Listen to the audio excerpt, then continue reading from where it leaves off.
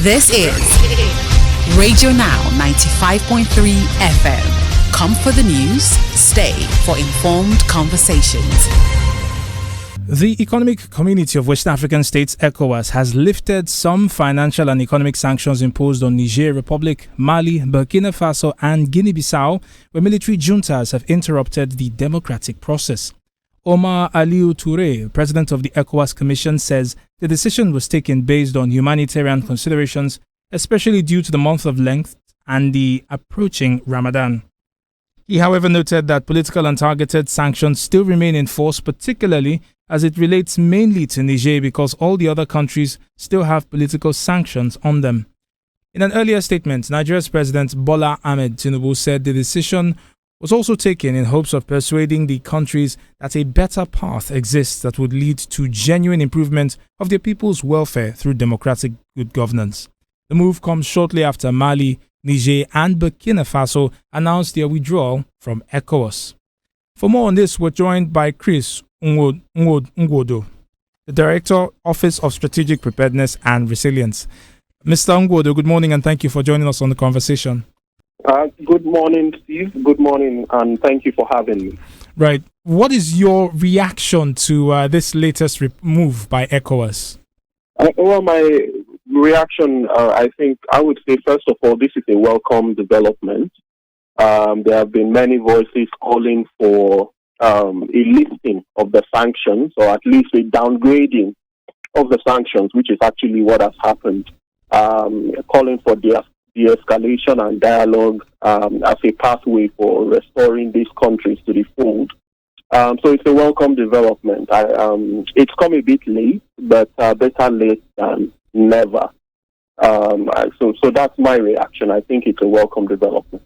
I wonder if you see this as enough to sway the minds of Niger, Mali and Burkina Faso in terms of their decision to exit ECOWAS? No, that's the second part of my response. That being said, all that being said, I don't think that this is enough to bring them back. As I said, it's not even a total lifting of sanctions, especially with Niger. It's more a downgrading from the more comprehensive scale of sanctions to more targeted sanctions now directed at the regimes themselves. So that, still shows that there's a fundamental animus towards the regimes. ECOWAS has retained those because it still wants to make a statement, essentially conveying its distaste for military governance. So to that extent, I do not believe that would be enough at this point to bring them back to the fold. This then begs the question of what would be enough, and what would be enough to not further damage the standing of ECOWAS or just the influence it's able to exert with this reversal of its decision that we now see? It's difficult to say. I mean, there would be formal communication, I suspect, from the three countries or the four countries in question. I suspect that they would be going for a wholesale lifting of the sanctions. I think that is what they would be going for. I think the second thing is that there is a broader debate, a broader question. ECOWAS is very robust, has been very robust in its rejection of military regimes, in its rejection of military coups, but doesn't have quite the same language or intensity when it comes to constitutional coups, such as we've seen recently in Senegal. And by constitutional coups, I mean elected presidents deciding to prolong their tenures constitutionally or deciding to manipulate the constitutional processes. ECOWAS doesn't quite have the same response to that. Now, to these three military regimes, this smacks of double standards, this smacks of hypocrisy. I suspect that the broader conversation that will be had down the road is to reach some uniformity on this. In terms of bringing them back to the fold, I think that they will definitely be arguing that there needs to be a lifting of all the sanctions. Right. In the event that the full lifting of the sanctions happen, and I'm speaking very hypothetically here, full lifting of the sanctions, return to democracy by the countries that are affected. What is ECOWAS's future? How do you see ECOWAS repositioning itself or strengthening its position as on the regional bloc? Well, I think first of all there must be an acceptance here that ECOWAS has lost faith. The point of the sanctions was to force the publics within these countries to rise against their governments. That is typically the point of sanctions. That has not happened. If anything, it is the reverse that has in fact happened. Where the regimes have become more popular, certainly more popular with their people, with their publics, against ECOWAS, which is now seen as a proxy of foreign powers and external powers. So to that extent, the sanctions have been counterproductive. Secondly, the sanctions, of course, caused considerable suffering, but that suffering was for the public, not for the regimes themselves. So I think there needs to be an acceptance that ECOWAS has sort of lost faith through this mistimed imposition of sanctions. As to the future, I think that hypothetically speaking, if these three countries were to be fully released from the burden of sanctions, that in itself would not guarantee that they would return to democracy. I think it's important to stress that point. The military regimes have a cause of their own. The best that we can hope for would be some kind of transitional timetable within these countries for a return to democratic governance. As for the future of ECOWAS, my sense is that there will be a lot of reflection, or there will have to be a lot of reflection around this particular question.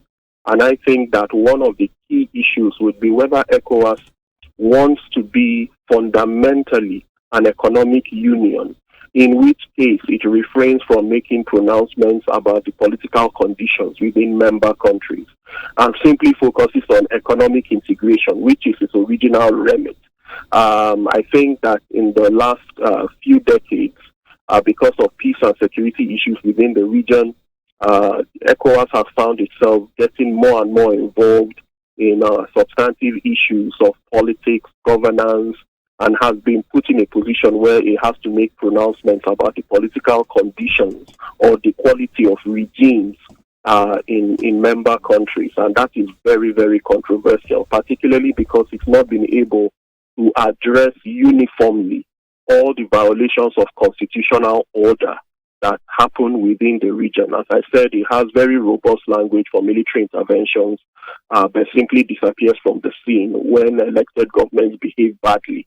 So it will have to decide whether we want to just be an economic union focused on economic integration, and thereafter begin to think about how we can achieve some kind of consensus around best practices or perhaps standards of political order within our countries. That's what I think. I think that would be probably a good point upon which to reflect. Mr. Ngwodo, before we leave the conversation, let's talk about Nigeria and Niger. President Tinubu essentially prefaced this decision by ECOWAS with his call to suspend the sanctions. I wonder whether that is enough to begin to repair the rift between Nigeria and Niger. At this point, quite frankly, no. We will have to do more. I think that in many respects, over the last year, we sort of ceded the influence that we naturally have with Niger, which is the country with which we share the longest land border. I think we ceded that influence in favor of using ECOWAS itself, being the agent of ECOWAS in this matter. Much more will have to be done to repair the damage that's been done to bilateral relations. But this is a start. This is a gesture that hopefully the regime will see as one of good faith, as one that conveys an intent to restore them to the fold. At this moment, I don't think that is enough, but I think that hopefully the regime will see that we are keen to repair relations with Niger. Mr. Ngwodo, thank you very much for speaking with us this morning. Our guest, Mr. Chris Ngwodo, is the Director of the Office of Strategic Preparedness and Resilience. He joined us to speak on the partial lifting of sanctions on Niger Republic, Mali, Burkina Faso, and Guinea-Bissau by the Economic Community of West African States. We ask you to stay tuned to Radio Now 95.3 FM Lagos. What is up next is our news review. Do stay with us. This is Radio Now 95.3 FM. Come for the news, stay for informed conversations.